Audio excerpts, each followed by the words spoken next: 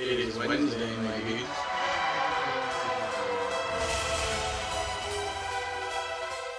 It is Wednesday, my dudes.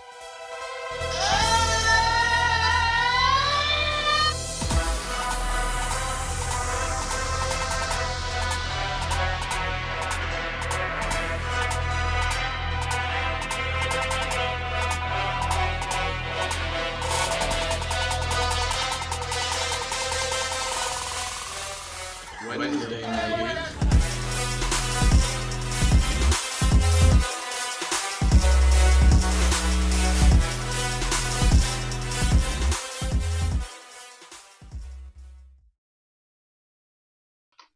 And we are back, and we have Randall back here because you know it's that time.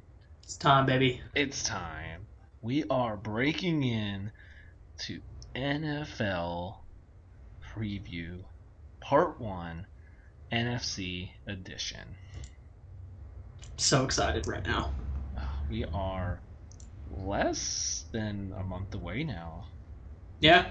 Because it's September 9th. Yes, first game. So we are a day and a month for the first Sunday of regular season football. But we are less than a month of NFL football. Yeah, man. A great time. Yeah, we've got preseason going, tomorrow, then I think Thursday, Friday, Saturday, Sunday, right? I think that's sure, basically. It just goes all out once it happens. Then the Hall of Fame game last week. We got Hard Knocks kicking off last night, so I was a little disappointed in the new episode, I'm not going to lie. Yeah?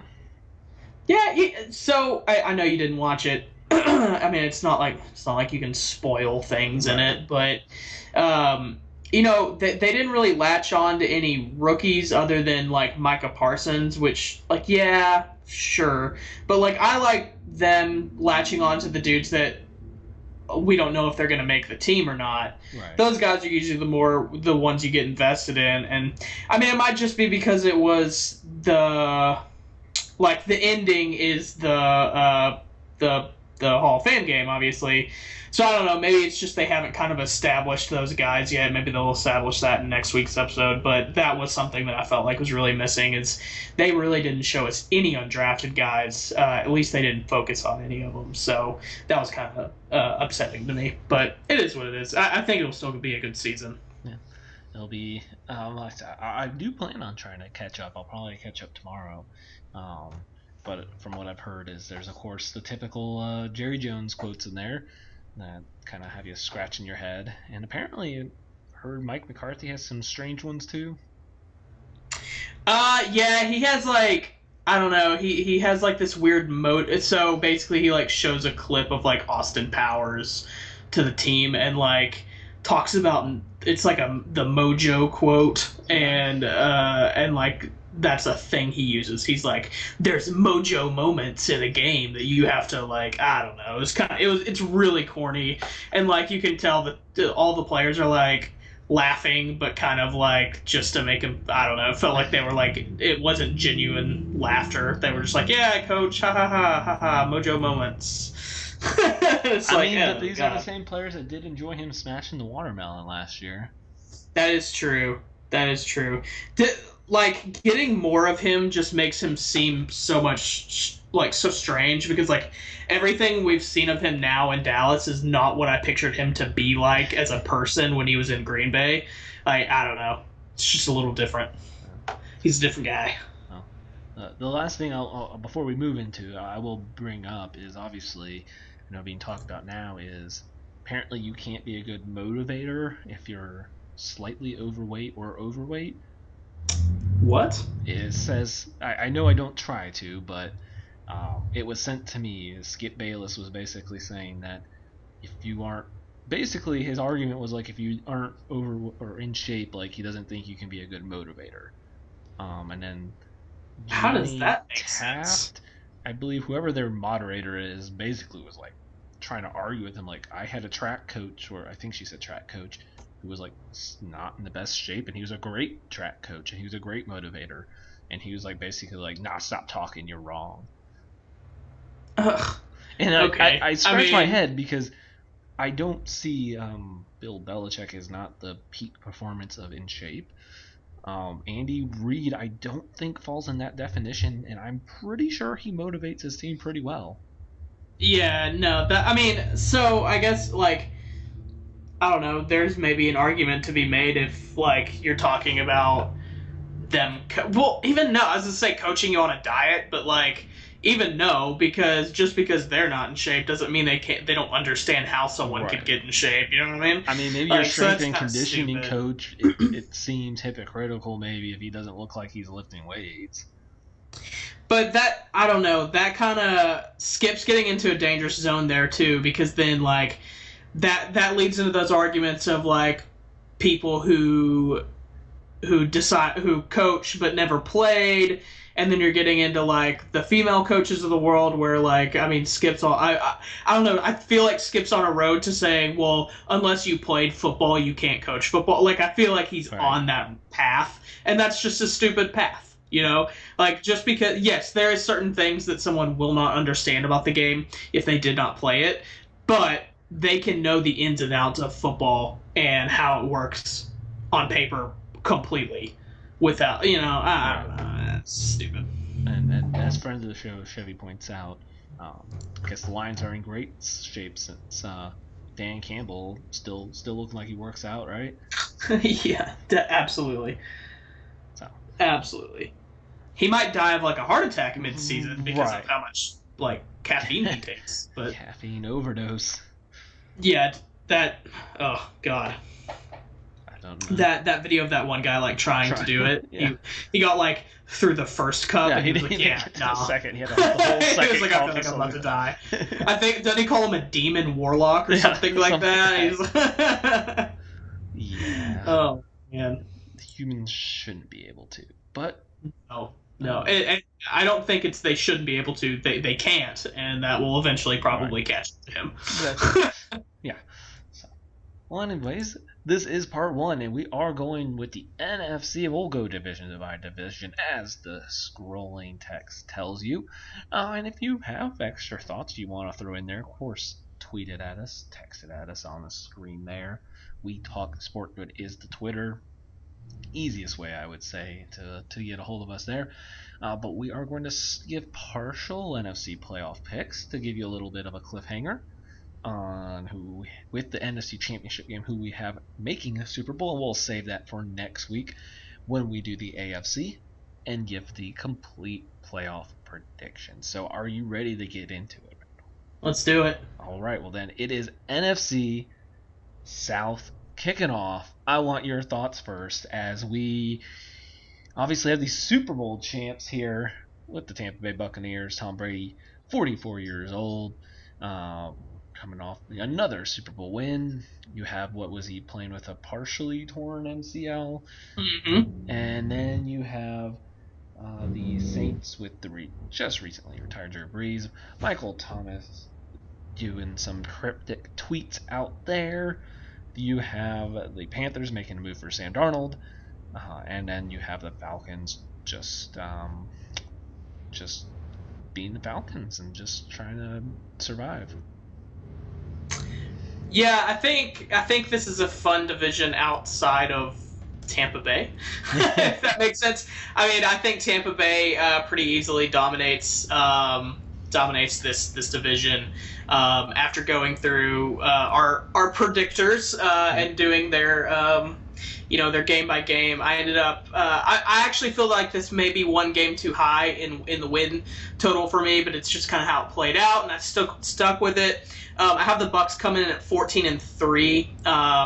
I think probably 13-4 is more realistic for them, I think, in my mind, but I'm going to go with what I had. I have them 14-3, 4-2 in the division.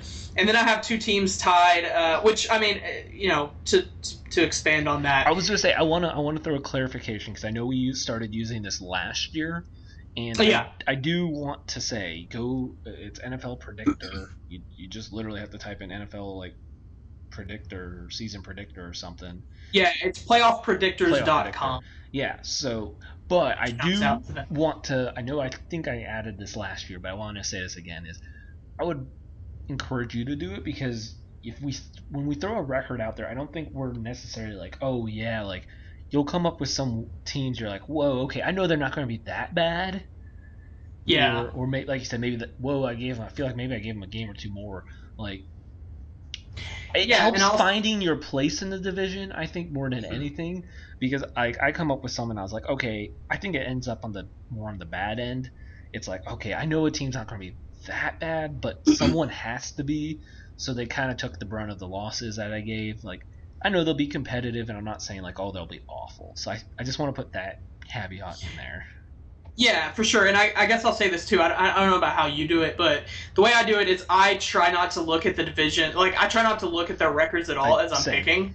Yeah. And the first, I mean, I know you have done this as well. I've probably done this like 3 or 4 times in the past few weeks. And the first time you do it, it's drastic. Like, I'm pretty sure I had like the Packers at like 16-1, like the first time or something like that, and like that's not what I'm gonna have. But after you do it a few times, you kind of refine it a little bit, and it gets closer to like what would be a regular standings. Which, as I'm looking at mine now, like 14-3 is a little much for me, I think, for the Buccaneers, but it's not far off from what I think could be a possibility at all. And 14-3 could possibly, I mean, I'm not saying it's insane. Like, I could definitely see the Bucs going 14-3, but it's just a little off from what I feel. But like, after you do it a few times, it refines itself, and I feel like you get really close to what you kind of would think that's going to happen. So, I do agree. Yeah. But yeah, with the Bucs, I mean, all 22 starters coming back, they only got better. I've seen some stuff from different NFL insiders that I've listened to on different podcasts that like everyone's like, if you think Brady's fallen off at all, you're just wrong. Like, people who watch him in camp and watch him make throws and stuff, they're like, no, he hasn't fallen off at all. He just doesn't have to make those throws anymore as much. So I'm all in on the Bucs for the NFC South. At my the number 2 spot in the NFC South is actually a tie. I have the Falcons and the Saints both coming in at 8 and 9. Honestly, I think 8 and 9 it might be a little optimistic. Both of these teams. Falcons, I think, are one of those teams that can swing either way. I just kind of have no idea where to put them, just because like you have Matt Ryan. I don't lose hope in Matt Ryan. I think Calvin Ridley is a very good receiver. I'm interested to see what Pitts does. The running game's going to be a little weird, but I do like Mike Davis over there. So, Saints, Patrick Robinson retired today. The secondary, or our second corner position, is going to be rough. I like our depth at linebacker weirdly this year, which is something we haven't had in years. Defensive line is going to be interesting, and then what's going to happen at quarterback? That's the big question. Michael Thomas isn't going to come back for a while. We might end up trading him just because of what's been going on.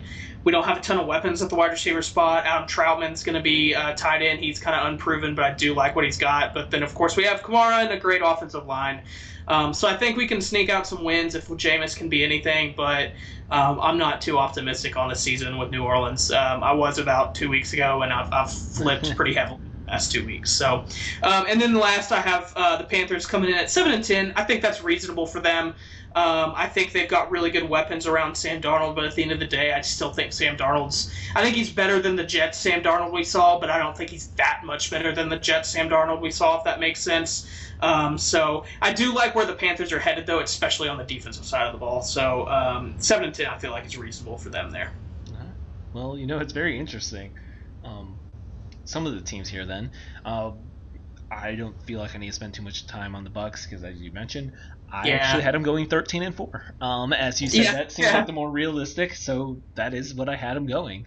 I had them going 13-4, 4-2 as well in the division. I think, like you said, the teams are obviously now, they've played a whole season together. They've, won the Super Bowl. They got the, it all rolling. You obviously now have, like you said, I didn't think Brady lost anything, but to know that he played with that bad of an injury, I'm just like, oh, great. He was already doing that good at 43 with that kind of injury. Okay, yeah, this offense is going to take an even bigger step up now. So, yeah, 13-4. echo all the other points. I have a shakeup a little different on, I guess, not really the order, because I had the Saints going 8-9 as well, but not tied. I just have them going 8-9. I think you kind of, I mean, I still obviously like all the pieces you guys kind of have, but now you're just kind of taking a Hall of Fame quarterback out. As much as obviously I know I joke and kept saying, well, we might as well have him out last season too. Well, yeah. But as much as I think he'll be enough, and I think he's progressed on the Tampa Bay Jameis, but I don't see it all coming together right. So I think y'all are still a talented enough team that you can hang around, make some noise, but just not get over that. I mean, especially Michael Thomas being out for who knows how long. That's a shot to your number one receiver that it's just rough to overcome. Yeah. When the whole receiving chorus, just like, it's not overwhelmingly there with the depth. Right. I just see a hard time getting over 500 then, now that we can't go 500. Oh, it's so weird too. It is weird that seeing these records. I actually have the Panthers as well going 7-10 in third. Oh wow. I wanted to buy the Panthers so hard this year. I really did, but I think we all on this, everyone that's joined, we all love what the Panthers are doing and building and how they're doing it. I just can't buy Sam Darnold being the guy to take them to the playoffs. I agree that he's out of a really bad situation. Adam Gase is a QB killer. So, does he have, what kind of Tannehill kind of jump does he get? I think there is some, but I don't know if it's a playoff jump. Mm-hmm. And I don't know, he's not necessarily injury prone, but does Christian McCaffrey stay healthy all year? And does the left tackle get solidified? I like the weapons if they all stay healthy. I obviously agree the defense is young and going to be great. So I think they're going to be a very annoying, scrappy team that just, same thing, I just don't think it's enough when you just don't have that top-tier QB play with that kind of team. I guess it didn't have to be top tier. Can Sam Darnold play top 15? I don't know. Right. And then this is where, when I will like to put the caveat in, the Falcons took the brunt of some losses for me. And I don't think this was the only one I feel like I couldn't fix. I have them going 3-14, and I don't think they're going to be that bad. Like you said, Matt Ryan's still there. They have they still have Ridley. I mean, they have Pitts. I think Gage will play well. I don't know. I just never felt comfortable being like, oh, yep, that's a Falcons win, and it's just a lot of toss-up games. And in that sense, it just went against them. I mean, I still don't see as well of a successful season as you put it. I feel like I'm capping them at 6-11. That's fair. I still see them at the bottom, though. I don't see them passing the Panthers. So in that sense, they're still going to be my bottom team. So fair enough. I feel like that division's just kind of it's the Bucks handed right now. The other teams realize, hey, we'll just Brady's really done after 45, then we're going to be ready after that. Right. Yeah. So, well then, I'll keep the reins because I'll take the NFC North start then. And with that, I think this one had the biggest range of as well with the Packers. So I'm going to go last on them. The other three teams, I think I ended up with the same record almost every time, which is very impressive. Like you said, when you go through this, I feel like you come with a very big range. And I ended up with the Vikings at 6-11. I think we're going to see a little bit of a fall off from Kirk Cousins. Because, I mean... What say this record one more time? 6-11. And that's the bottom of your... That is the bottom. You're optimistic on your lines. And I just see Kirk Cousins making a lot of late game mistakes that's going to cost them. I don't know. They weren't that impressive last year. Bubble Boy Kirk Cousin in his plexiglass QB room. I don't know. I don't think anyone's really had faith that Kirk Cousins is really going to take anyone over the top. And it just seems like the Vikings could kind of sputter down a little. They're very young in the secondary too, so I think you can hit some big plays. And they're just kind of open to losing some games late. 6-11-ish, that's where I got them. One game better. My optimistic top of my expectations is 7-10 Lions. Ooh. I think if we can get to 7-10, that would be a fantastic season.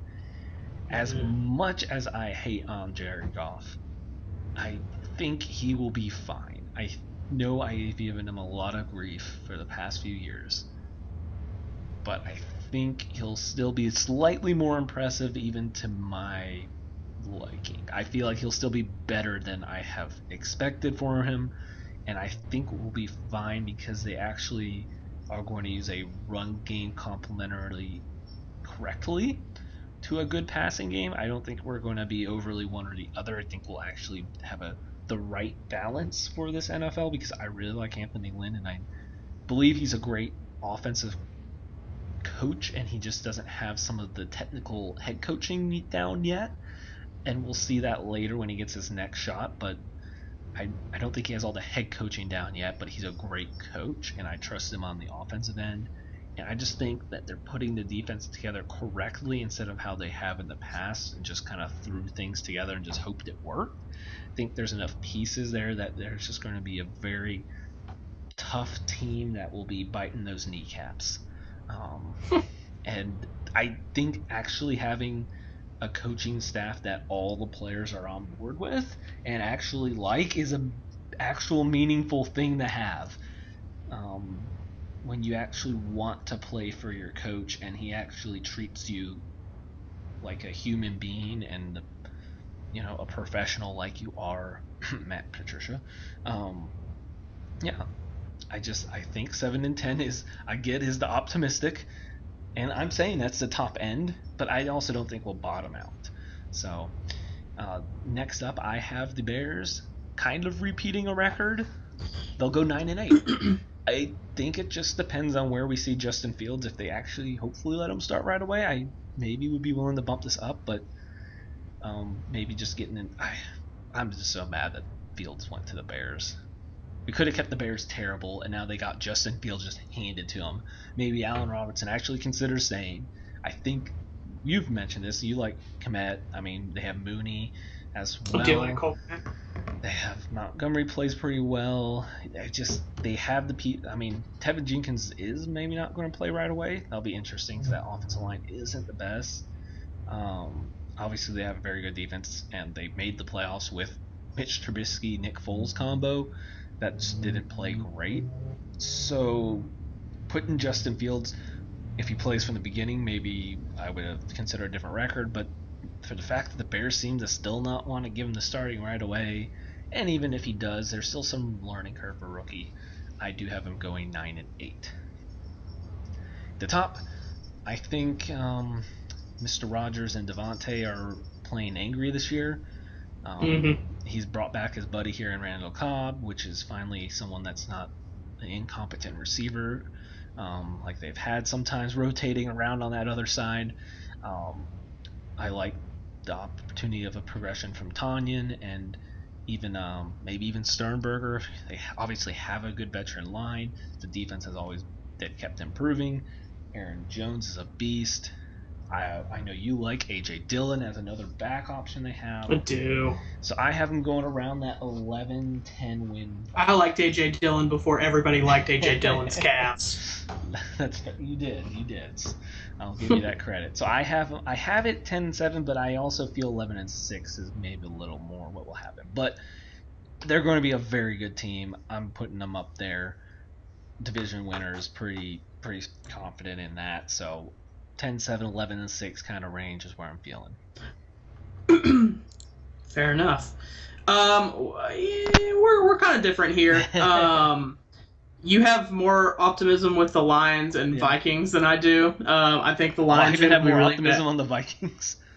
Yeah, actually, you do. Ooh. A little bit. I have Lions going 4-13. I'm sorry, Tom.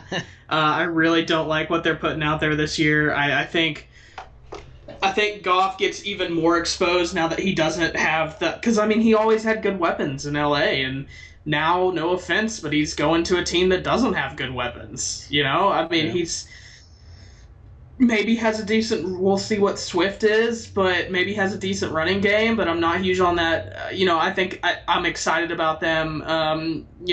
Some of the prospects they have it on that offensive line, but I don't know if it's going to be great all of a sudden.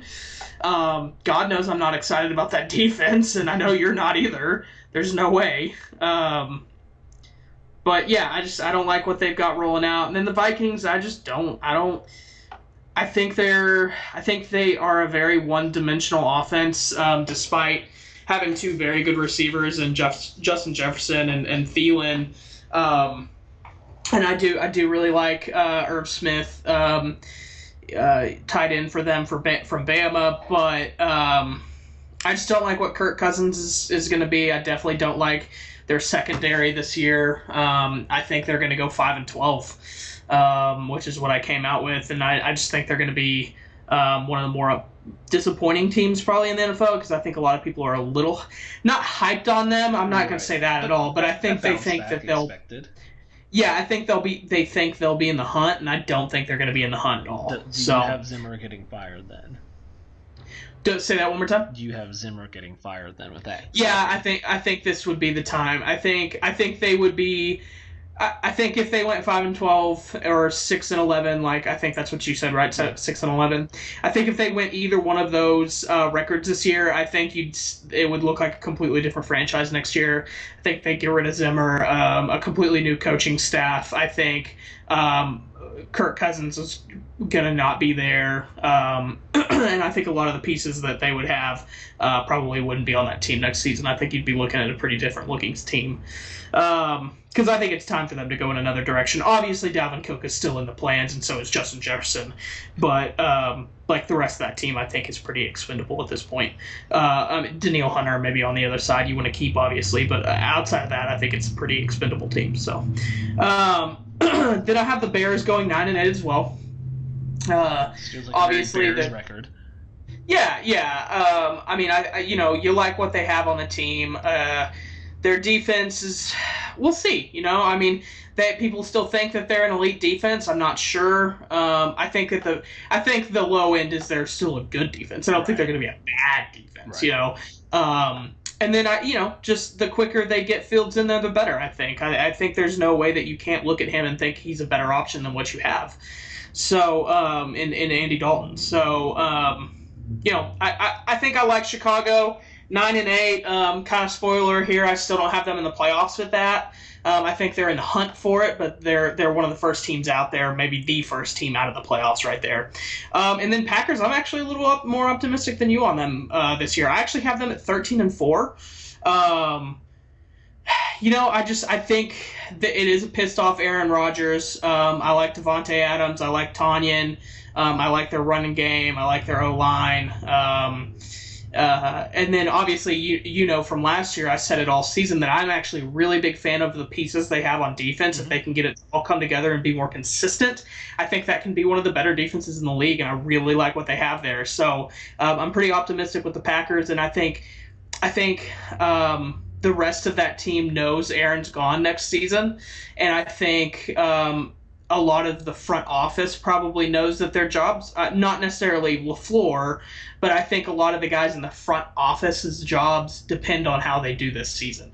So I think they'll have a really good season and go 13-4. So yeah, I mean, I feel like 10-7 is the bottom that I came out with. Oh, absolute bottom, yeah. Yeah, 10-7 is the bottom. I think 12-5.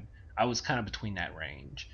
That's where I kept bouncing between. So this one has them at 10-7, but that was also like, I think they'll be better than that, but I just saved it because I like the rest of what I had. I do think they'll be better than that. I definitely think that's the bottom. I'm expecting 11-12. 12 is more, but I'm thinking 11-12 for sure. Right.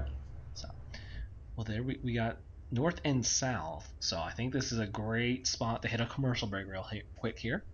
And we are going to go with the West, and then round it off with the good old NFC East. And how about the Cowboys on Hard Knocks? So, hit the break here. We'll be right back.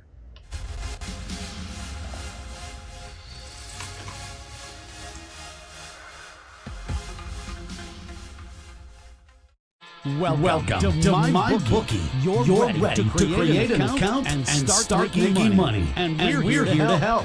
And remember, you can get a bonus of up to $1,000 on your first deposit.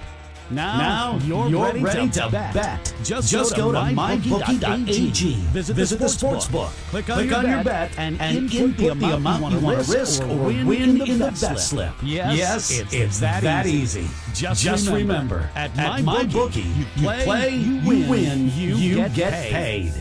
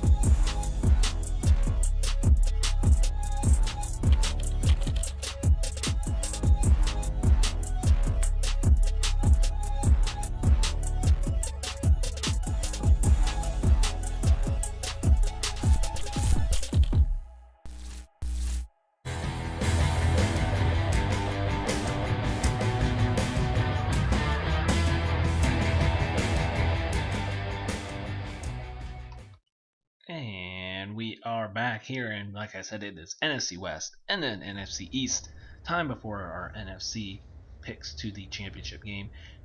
And I want to do this division a little different here, Randall, because I think we both are big fans of all the teams here. So instead of each of us going, I think I want to throw something out, and then we can kind of break down each team and then our thoughts team by team. Okay.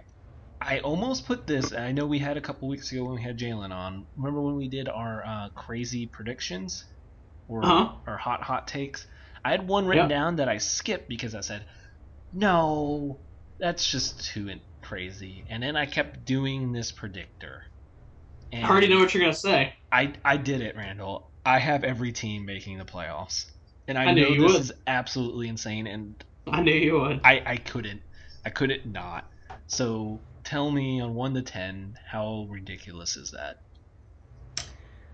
A 5. I mean, I think it's logical. I mean, when you're looking at the worst team in the NFC, so in the worst team in the NFC West, do you think that team is better than every other second team in every other division? And yes. I mean, they are, right? Like, okay, so who are you saying is I guess let's kind of dive into it a little bit here. Who is your worst team in the NFC West? And this was a tiebreaker that was determined by the predictor, because I mentioned I had the Bears at 9-8. Mm-hmm. The Cardinals I had coming at 9-8. I feel like that's the team that most people are probably knocking out of the playoffs, but I said last year I thought they were on the track to do it, and I like what they added. I like all the adjustments they made it. I like the draft. I like Xavier Collins. I like adding J.J. Watt. I know he's not the same, but I mean, you have Kyler and DeAndre and just I like Rondale Moore edition. So let's compare. Okay. You have the Cardinals as your worst team in the NFC West. and you had the Bears as your second team in the NFC North. Who do you like better between the Cards and the Bears? Cards. Right. NFC South, you have the Saints. Obviously, the Cards are better than the Saints. And I'm just going to throw this out there. I'm pretty sure we're both confident in saying that you probably like the Cards better than whatever your second team in the NFC East is. Yes. So it's not that crazy. Right. It's not that crazy. It just seems so unlikely, but then I kept doing I think out of the 4 or 5 times I did it, there was only once that I didn't end up with them all making it. Mm-hmm. And I think that was one time I had the Bears maybe having a 10th win, and that's what knocked them out. Right. And that might have made them 8-9, the Cardinals. Maybe that's what happened too. I can't remember. Let me ask you this: division record wise, is every team's division record 3-3? It is. It did end up coming out because I had a hard time not splitting because they're all such good teams. I just don't see someone sweeping. And I know the one catch is because Coach Bro hasn't beaten McVay, and I think they can get one. I think they can break one this time. So if there's anything we learned from the Peter Schrager and Sean McVay podcast, it's that Coach Bro might have not won a game, but he wins the post game. Yeah. If anyone's listened to that podcast, you know that story. That is a fantastic story. Please go check the podcast out. So I mean, I get now that is out of all the teams making the playoffs, I think there could be a chance of that. Yeah. The chance of them all going 3-3 in division, that seems more unlikely, but that is what I mean. If you are going to most likely come up with some sort of prediction like this, you're going to have. I mean, it's going to come very close to everyone going 3-3 because that's what it's going to have to be. You're going to have to. You're going to have to win 2-3. If you win 2 division games, you better win all those games in the, against the opposite conference. Right. Well, go. I'll let you go ahead and finish yours. Yeah. I mean, I literally have it. I'll just say I had everyone one game apart from each other. It went up 1, Seattle 10-7. One more up, 49ers 11-6. One more up, 12-5 Rams. Now, the 49ers make me the most skeptical because I love the team, but the QB question's killing me. But they still were so competitive with nothing, and the Kyle Shanahan offense could somehow make it competitive. I'm going to believe a little too much in Shanahan to. I could flip Seattle and San Francisco and feel pretty comfortable, but that's what I've got. Fair enough. So, I don't have the same as you. I don't have all 4 making the playoffs. I do have 3 making the playoffs. Okay. My odd man out is the 49ers, but it's close. I have them at 8-9. I think at the end of the day, injuries will probably catch up with them. They're a little bit of an injury-prone team, as we saw last season. It's good that they have running back committee because it seems like their running backs go down a lot. I am interested to see Trace. I have a feeling at some point in this season, Trey Sermon's going to get a chance to really step up and be a lead back. And Mostert combo is which Mostert will get hurt. He always does. Yeah. But I do think at some point Trey Sermon's going to get a game where he might be able to be feature back a little bit, and I think I'll be excited about that because, as everyone knows, I was really excited about Trey Sermon in the draft and was really confused as to why he was going so late. But anyways, I don't know. I think some injuries probably catch up on him. I think if they eventually go with Trey Lance, which I'm not sure you need to go with Trey Lance this year at all. Right. I think if you can, keep with Jimmy, do. You don't have to. I get that they traded up, and the consensus in the NFL for some reason is if you trade up in the top 5 to get a guy at quarterback, they have to play in the first round. No, they don't. They don't. If you can be a good team without it and let him sit and let him learn, do it. He doesn't have. You don't have to feed him to the wolves if you don't have to. Right. So I like the idea of Jimmy G playing at the full season. Even if he doesn't, I think there will probably obviously be some bumps and bruises with Trey if he comes in. I think there will probably be some bumps and bruises with Jimmy because there always is. But I think they're just kind of edged out a little bit right there at 8 and 9. Then I have the Cardinals at 10-7. you know, I think some of these games that I have them losing, they theoretically could win. But as I pointed out quite a few times last year, if you really watch the Cardinals quite a bit, you would know that obviously Anthony Lynn, everyone knows Anthony Lynn got fired because of some of the decisions he made come fourth quarter and come crunch time. And by the sake of having Kyler Murray at quarterback last year, they saved. I mean, honestly, some of the decision making from Cliff Kingsbury at the end of games was almost as horrendous. I mean, it was bad. He was having some really badly coached games at the end of games in crunch time when it's close. So I think there's probably some games that could have in the 10-7 that maybe they can win. Hopefully, Cliff's a little bit better this year in the crunch, but. I still like them. I definitely like where their defense is headed, not necessarily in the secondary, but definitely with some of the pieces that they've picked up. And then obviously, Kyler and DeAndre is just, I think that's going to be lethal. So the next one I have Seattle at 11-6, and I don't know how I feel about that. It kind of landed that way, but as I was going on, I was thinking back of as weeks kept going through, I was thinking back to previous weeks that I had picked them, and I was like, do I really think that they would win that game? I don't know. I don't know. Obviously I still have faith in Russell Wilson. I don't know about that run game. I like the running backs that they have, but they always tend to get hurt. The offensive line's always shaky. I still feel like they don't have much of a pass rush, except for Jamal Adams, basically. I have them 11-6, but I don't know how I feel about it. And then last I have Rams at 12-5. I feel good about the Rams as long as they can stay healthy. They have outside of probably the Bucs at this point, they probably have the best starting 22 in the NFL. But their depth is really not great. Right. So we've already seen it a little bit. Cam Akers goes down. He was a really exciting prospect for this season.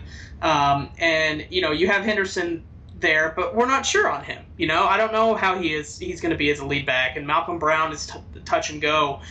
And, if any of these guys on the Rams get hurt, if Jalen Ramsey were to get hurt, or Aaron Donald, God forbid either one of those guys on defense, or, if Cooper Kupp gets hurt, he usually goes down for a few games. Robert Woods, then you're looking at Reynolds and then, some unproven guys. So I like the Rams starting 22, like I said. Reynolds but is gone.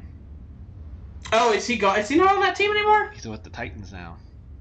Ah, okay, gotcha. But they do have your boy Van Oh. Jefferson. Say that one more time? They do have your boy Van Jefferson.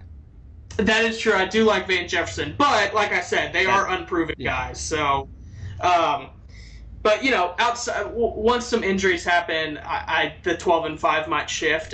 But right now, I like what they have going on. So, Yeah. Well, yeah. I do. What do you have all their kind of division records at? say that one more time. What do you have their division records at? 3-3. You have all them of all them. 3-3. Yep. Alright. It's hard not to. Yeah, it really is. I mean, and those games are always good between those teams. Like, it's almost never a blowout in those games. So Right. Well, that leaves the last one up is the NFC East, and no consecutive winners. And how long again? I mean, the stat you hear all the time. You don't have a consecutive winner in the NFC East in blah blah blah. However many years. So I'm just gonna run through mine real quick, and then we can, if you want to run through yours, and then we can break it down. Because I'm feeling that we're gonna not necessarily have the same team up top, but probably a similar record up top. I've got the Eagles coming in last 5-12. There's some dysfunction there still, and Soriani's kind of maybe not making. I don't know how well Eagles fans are feeling about him, but I've had some more questions out on him. And then I have 8-9 Washington Football Team, 8-9 New York Giants, and 9-8 Dallas Cowboys winning the division. we are so close to the same. That's what I figured. Yeah. Yeah, I mean, so I have Eagles winning. You said 5-12, right? 5-12. Eagles 6-11. you know, I think that team will be fun to watch. Like, I think Jalen Hurts will be fun to watch. My gosh, I think Rager's going to step up. Smith. Yeah, and I think you're going to see some like, oh, okay, yeah, that is why he was a first round talent. Maybe not better than some of the others that were drafted after him, but he was a first round talent. Yeah. I wonder if they've considered because J.J. Arcega-Whiteside has been such a disappointment for that team. I'm wondering if they've considered like putting some weight on him and trying him out at tight end potentially. Yeah, that could work. I mean, he probably can't block, but I mean, I don't know. I mean, he's not doing anything right now, so I don't know. I was just thinking about that the other day because he's a really big body guy, and I'm like, you might be able to try him out at tight end. Yeah. But anyways, Eagles 6-11. I just nothing about that team excites me. Washington, I have at 8-9. I do like. I think Fitzmagic is going to be interesting there. I've kind of spoken about how much I like Antonio Gibson this upcoming season. Yeah. Obviously, I've been a little hesitant on Terry McLaurin, but I think I'm in on him now. I'm in on on his upcoming season with him. Obviously, I'm in on Logan Thomas. I liked Logan Thomas all last season too, and that defense is going to be really good. I think they're going to do enough with that defense and enough with Fitzmagic where they win some games that they probably shouldn't be. But they will just because that defense is so good and Fitzmagic is, he has those games. But then he also has those other kind of games where he throws a billion picks, So I think that'll be one of my most anticipated. I know you hear me and Jalen talk about NBA League Pass teams where, like the Hornets this year were an NBA League Pass team. Like, you want to watch them, but you have to watch them on NBA League Pass because they're never going to be on primetime. Washington's one of those teams that's going to be like a NFL Sunday ticket team that I'll watch, Excuse me. So, yeah, I'm excited to watch them, but I think 8-9 is reasonable.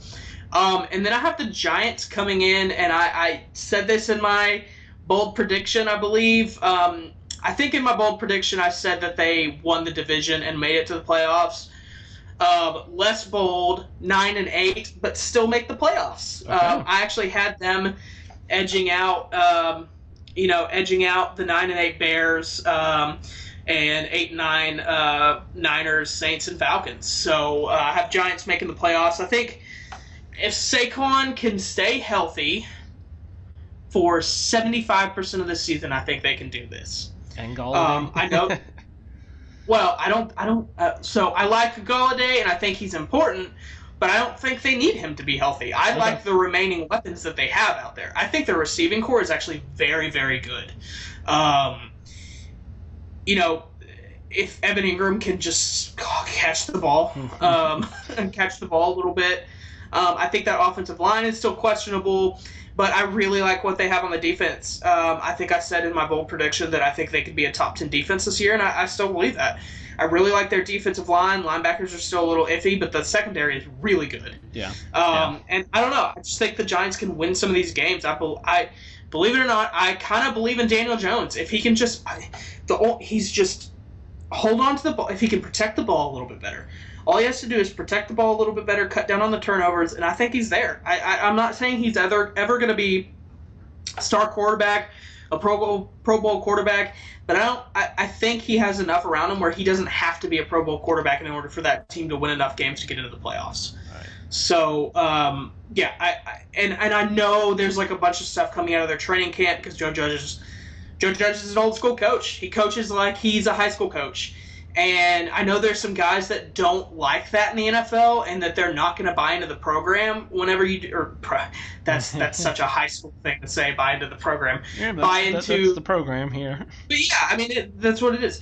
They're not going to buy. There's those guys that aren't going to buy in the programs, but I promise you, because you've been there with baseball. I've been there with football. In the high, when you have people that do buy into it, they buy into it. Yeah. And your whole team's in. And I think the guys that he doesn't run off from Giants camp, I think they're going to be all in. And I think they're going to be all in on him. And I don't know. I'm excited about him. I'm excited about that Giants team this year. So I have them making the playoffs at 9-8. And then I have Cowboys winning that division at 10-7. This is going to sound horrible. This is the first year that I'm like kind of don't hate them because I want Dak to succeed. Okay. I like everything else about them. I'm like, ugh. But anytime I see somebody go down with an injury like that, I so want them to come back next season and be good. And I really want Dak to be good. And if Dak's good, they're good. Period. Yep. You know. I mean, Dak's good, they're good. So I guess I'm just not gonna hate on them as hard this season, I guess. Yeah, I mean, I think for the Cowboys on my end, it's just like the offense is there. It's just can the O-line stay healthy? Because I mean, right. I do like same. I hope Dak can bounce back. You have a great receiving core. Even if Amari's never stays healthy-ish, I mean, CeeDee Lamb's going to explode. And Gallup will be fine as your 2-3.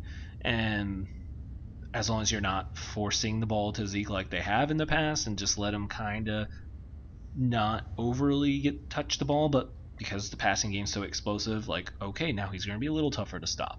Like, the offense will be fine, and the defense just has to not be terrible. Right. I think it won't. I mean, I think, give him credit, I know it's no splash pickups, but I think they did make better moves, and Dan Quinn actually knows how to coach defense, and isn't just Mike McCarthy's buddy that hasn't coached in a long time and should have stopped coaching and stay out of coaching. I like Dan Quinn a lot too, and I think it just obviously it all just fell apart after that Super Bowl, but I don't think anyone looks at Dan Quinn and goes, oh, he's a bad coach. Like, the Falcons team just broke, and everything just broke there, and it was not going to be recovered. And you look at Dan Quinn and, like, that's a good coach still. I think he's going to coach himself back to another head coaching job. Not necessarily, like, in 1 year, but I think he's going to get another shot. I really do. He's a very good defensive coach. And I think he's more willing to adapt and actually would adapt unlike offensive philosophy. I mean, you look at the team he let Kyle Shanahan do what Kyle Shanahan wants. Like, he's not afraid to have a modern NFL offense, and he doesn't probably lie to you like Mike McCarthy and I studied all year on analytics. just saying. So I'm buying into the improvement because obviously you have Dak for the whole year. That changes things. And I do think the Giants can flirt around with a playoff spot. That's why I have both of them in Washington, 8-9, because I have the Cardinals 9-8. So that puts Bears not making it 9-8, and then 8-9 Giants, 8-9 Washington, and 8-9 Saints. So they are all on the cusp of playoffs. Fair enough. Yeah. So we will give partial playoff picks to hold on a little to the cliffhanger. So you'll get who we have in the NFC Championship game, but you will not have who will be representing the NFC in the Super Bowl. You'll have to wait till next week on that. So I'll let you run through yours first if you want. Yeah. So we'll I guess run through your seeds here real quick. Go 1 yeah, through 7 I was going to recap. So 1 through 7, yeah. 1 is the Bucks at 14-3. 2 is the Packers at 13-4. 3 is the Rams at 12-5. 4 is the Cowboys 10-7. 5 is Seahawks at 11-6. 6 is Cardinals at 10-7.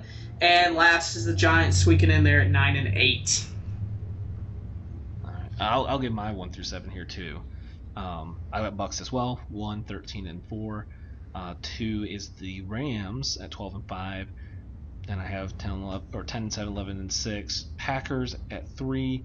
Cowboys 9-8, 4, hosting the 11-6 49ers. 6 being the Seahawks at 10-7, and the last team in the Cardinals going to the Rams at 9-8.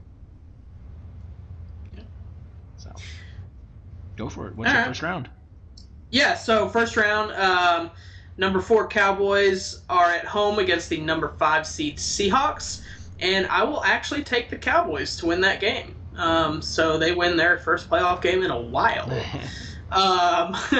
And then I have the number 3 Rams versus the number 6 Cardinals, and I will take the Rams to win that in what I think will be a very exciting game.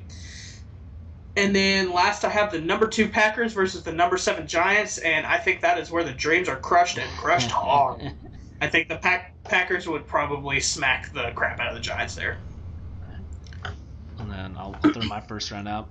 I have the same matchup, but just it's a 2-7 Cardinals Rams. But I think it'll be good, but I don't think Coach Bro can get 2 out of 3 versus McVay, so that's a Rams win. I have Seattle going to Green Bay. We'll take the. Oh no, that was the wrong matchup. But anyways, I'm just gonna throw Matt Hasselbeck under the bus because he's a jerk.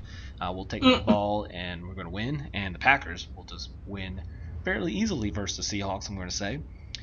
And then I have the Niners going to the Cowboys, and I was back and forth because since I had the 49ers and Seahawks flipped here, this also changed where the matchup was. I would have agreed if it was Cowboys versus Seahawks, I'd take the Cowboys. I'm going to buy my bro love for Kyle Shanahan to a playoff win here. Nothing against the Cowboys. This is buying some Kyle Shanahan. Yeah. I just realized mine's boring. I have the 1, 2, 3, 4 seeds. That stinks. I didn't realize that until I went on to the next one. Well, all right. Well, you have 1 through 2, 3, 4. What you got? One more prediction here. So, God, I'm so boring. No, I had the Giants making the playoffs. That's not boring. Yeah, that's fair. So I got the number 2 Packers versus the number 3 Rams, obviously. Packers at home. And I think that Packers at home in the almost getting close to dead of winter at that point versus the used to being in that SoFi Stadium Rams is going to play a huge part in this. And Packers win it there. And then, so they're going to the NFC Championship. And then last I have the Bucks versus the Cowboys, and which I think would be so fun to watch. But I think Brady's experience in the playoffs would come through there, and I think that's where the consistency of the Bucks defense would show up against that Cowboys offense. So I got Bucks versus Pack in the NFC West or NFC championship game, which I think is probably kind of boring considering that's kind of the consensus prediction probably for everybody. Yeah, you're correct. Yeah. I'm going the same direction, and it happens a little different because the Bucks will beat the 49ers and to get that win. And then since I have the seeds flipped, that means the Packers are going into LA and bringing home a win, number 3 Packers, to set up the rematch. So, yes, I in the end I can be just as boring. I'm going with the rematch as well. Oh, I forgot it was a rematch too. Wow. Yep. Yeah. It's kind of like, even though I know the Lakers didn't make it this year, it's kind of like the predictions of right. You had to pick them. Yeah, at the end of the day, you still know which teams on paper are the best, and obviously things can happen throughout the season, but if everyone stayed healthy the entire season, there's like a few teams that we just know on paper are better, and the Bucks and the Packers are just on paper better than all the other teams in the NFC, basically. Minus maybe, the Rams starting 22 might be better than the Packers starting 22, but come to the NFC Championship, we know that that's not how it's going to shake out. We know that they're not going to have a single one of the, that's not a thing. No team is always healthy. So as long as the core pieces for the Packers and Bucks stay healthy, I think they're just that much better team than everybody else. So yeah. All right. So we'll stay tuned to who we have picked coming up next week as we go to the AFC side, and then we give our official Super Bowl picks as well. Last note here before we head out real quick.